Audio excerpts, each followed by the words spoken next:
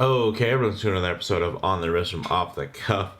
Really special review for you guys, brought to you by Belmont Watches here in San Diego. They are a local dealer who I've been able to partner up with in terms of the channel. Get a couple of loaners to come in and just spend some time with them and share my thoughts with you guys. This particular model is a Grand Seiko. A little bit about Seiko. They were founded back in 1881. They are Japanese in origin, but now have factories throughout Asia. They cover all market segments from entry level to high end. And this is one of the examples in terms of that high end division called Grand Seiko. Grand Seiko was founded in 1960 and only recently became an international brand and readily available here in the US. Now, in terms of the type of watch, I consider this an everyday dress watch. Some key characteristics and design language when you're looking for something you can wear every day, but that still has that nice presence to it that is, that can be dressed up. I think you're really going to want those clean, classic, kind of minimalist designs, and typically something that is relatively sensibly sized. This is the Grand Seiko SLGH005 White Birch. It's part of the Evolution 9 collection, and it really captures the dynamic look of the white birch trees in those forests near the studio where all Grand Seiko mechanical watches are crafted. Some would say that the white birch is actually the best dial and movement combination that Seiko has currently come up with thus far. I should say Grand Seiko, and it's tough to argue with that, especially after spending some time with this piece. So let's go ahead, zoom the camera out, get this piece in hand, and take a closer look. All right, another big shout out to Belmont Watches, guys. And here you go. There you have it. Check that out. My goodness.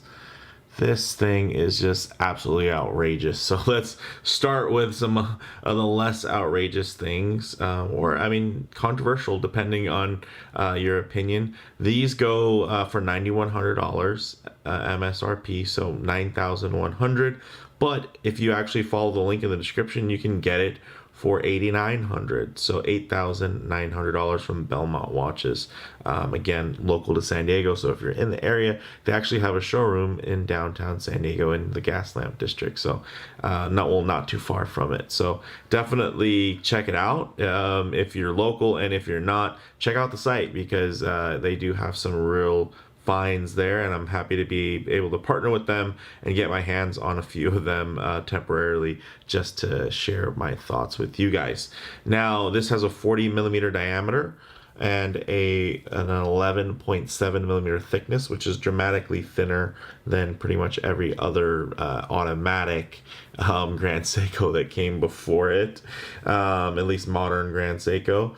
And then the lug to lug on here is 46.7. It's stainless steel, brushed, and of course polished, and it is just quite a looker. You do have this nice sapphire double dome with that chamfered edge to it, and then it does have inner AR coating, which is a very clear inner AR, so you're not going to see any distortions of blues and purples. It's pretty much going to be clear, even with a bunch of like direct reflections on it that are, some of them that are possible to negotiate, but otherwise this is going to be a very clear dial because of that super clear AR coating. Now you are getting a fixed bezel, so no diving tricks there, but you do get that nice vertical brushing across the top, and then of course it is just bevel city when you get to the rest of the case, and even just on that bezel. So real great high polish, extremely fine hairline brushing there, and then of course that Zaratsu polish was extremely sharp, but in the best ways. And then you also get a beautiful crown here, which is actually screw down, so it does help you get that extra water resistance. 10 bar, 100 meters, which is fantastic, especially for something that is dressy, but it falls more into that everyday dress category. I think if somebody saw this, they would know that, hey, this is really a watch that's about aesthetics, but it also is quite capable, which I can really, really appreciate. Now, inside of this piece is a high beat automatic GS caliber 9SA5. And although you probably won't be able to get a great look at it, I'll try to give you a good look at it. Check that out. It is outstanding, and that's one of the most special things about this watch. It has 5 hertz, which is 36,000 vibrations per hour, or 10 beats per second, and it is regulated within +5 or -3 seconds per day accuracy. It has an 80-hour power reserve. Yes, ladies and gentlemen, 80 hours with a 5 hertz sweep. That's outstanding. And then it has 4,800 AM magnetic resistance. So very, very nice. You do get the display case back so you can see this glorious movement. And again, this is a brand new watch, never been sized or worn. And it's available for purchase in the link down in the description. In terms of, I'll try to get it as close as I can. My gosh, look at that. This is just a very, very, I mean, we could probably spend all day just talking about this dial. It's very special and it's gorgeous. So I'm just going to let you guys breathe that in for a minute. Just take it in. My gosh, look at that.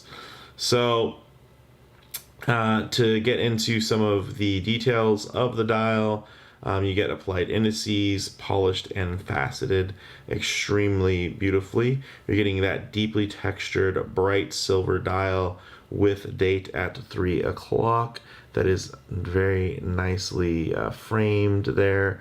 Looks quite beautiful. And then of course you get those kind of revised new age Dauphine hands, which look great. You see that kind of frosted center line on the hour hand here, and then the more traditional kind of Grand Seiko Dauphine with the flat top, that heat treated seconds hand. Even this close up, you're seeing how smooth it is, and it is because it has that extra couple of ticks there, and it's just very, very smooth and very, very accurate. Let's see what else. You get 100 meters water resistance, as we mentioned before, 10 bar, 22 millimeter lugs. You're getting this 3-link system, fully articulated bracelet, slight taper down, so it's going to be 22 to 20. And then it has screw-in connecting pins, basically 2 screws and then a rod in the middle, and those screws keep in that center rod, which keeps everything together. So very, very nice, very, very small, as you can see though. You know, they might seem a little bit bigger just because these links are quite large. You know, Seiko's and Grand Seiko's bracelets have been a point of contention for years, and I think with the Evolution 9 collection, they've really gone a direction to say, hey, look, let's make these things overbuilt. Let's do a little bit of the extra there and just make sure this is a cohesive thing. So I really can appreciate that. And although I'm not going to be sizing this for my wrist, I'll go ahead and drape it over the wrist so you guys can see how it wears. Okay, guys, as you can see on my 7.5 inch wrist, wears really, really well. Very, very flat. Check that out. And I know some of you are probably thinking it's a bit large. I think within the context of having a whole human body in frame, it definitely doesn't wear large. I think it wears really nicely. But of course, it is on the larger side for this style of watch. I wouldn't call it oversized, but I'd consider it full-sized, and definitely modern sized and not vintage sized. But as I bring the watch closer, kind of in that wristy format, you can see some lens distortion is going to make it appear a bit larger than it actually is. And those proportions in terms of having the wider lug width and then the less taper on the bracelet, it just gives it a certain aesthetic where it's just wrapped and slow slung on the wrist, which I think is very nice and very purposeful. I know some people might think it's a miss to not just kind of follow the Rolex formula in terms of heavy taper and vintage aesthetics. But you know what? There are plenty of Grand Seikos that are all about their heritage lines and looks. So it's nice to see something like this within the Evolution 9 collection that just kind of takes it to another level and tries to add a bit of legacy moving forward. My gosh, check it out. Look at how sharp the transitions on that bevel are. And I mean, if you can even take your eyes off of that dial. So with all that said, let's go ahead and set up for some low light transition since there is no loom, and closing thoughts. Okay, we'll go ahead and hit the lights here.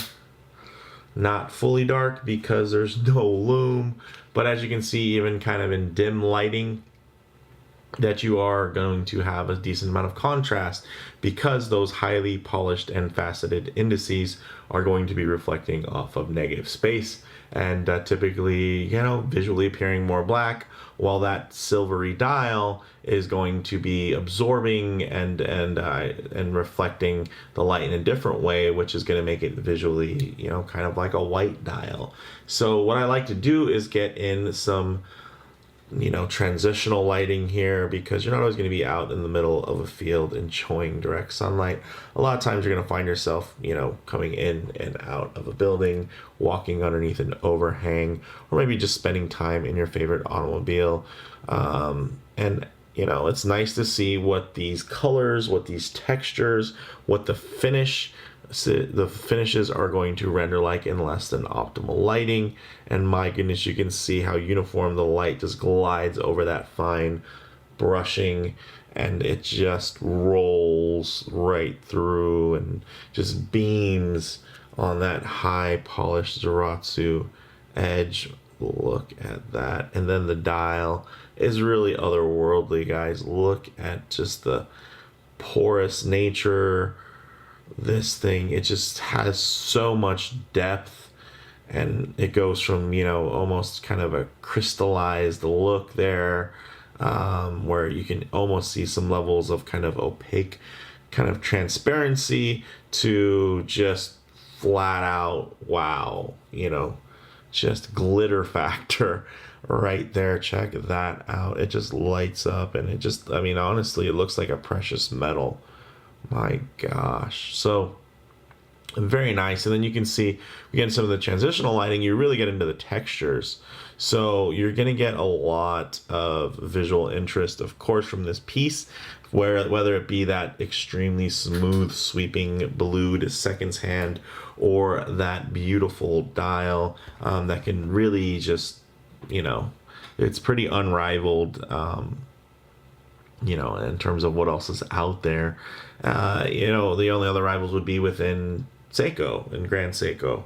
So when it comes to closing thoughts on here, guys, again, on the wrist, wears nice and low, flat to the wrist, much thinner than any previous automatic Grand Seikos, at least modern ones. And then in terms of model variants, the Evolution 9 line is continuously expanding, so definitely check for more within that space, whether it be divers or chronographs. In terms of comparable models, being so close to $10,000, it does find itself outside the more typical $5,000 to $6,000 Grand Seiko value proposition sweet spot. But I think when you consider the higher grade of movement with a dual impulse escapement, the twin barrels, the high beat feature, the extended power reserve, etc., it just reminds you that it's more than just a pretty face. And they could sell this thing just on the dial. They could turn the dial into a coin and sell that for $100 and I'd buy it. So that's just, this just has a lot going for it from that perspective. So for me, guys, bottom line, this watch really makes a great case as the ultimate kind of non-precious metal or hot complication Grand Seiko.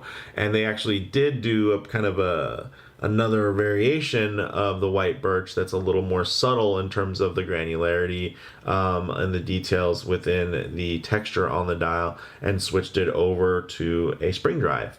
For me though, I feel like this is still kind of the ultimate expression because it's a mechanical movement and it's modern. The spring drive, although a lot of people know it from Grand Seiko, especially the Snowflake spring drive, you know, that's actually Seiko technology. The first spring drives were not Grand Seikos, they were Seikos. There are still some spring drives that are Seikos. So for me, this movement being a true exclusive, and yes, some of it's, you know, them being able to build this movement was because of the success of Grand Seiko and how they've been able to really mass market these spring drive movements. For me, this is, you know, it's up there. But I think Grand Seiko recognizes that for some folks, the ultimate Grand Seiko is going to be a spring drive.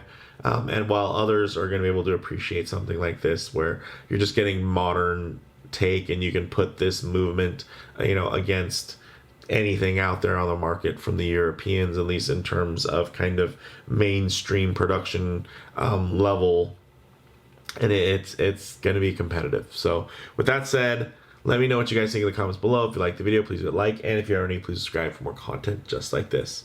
Thanks, guys.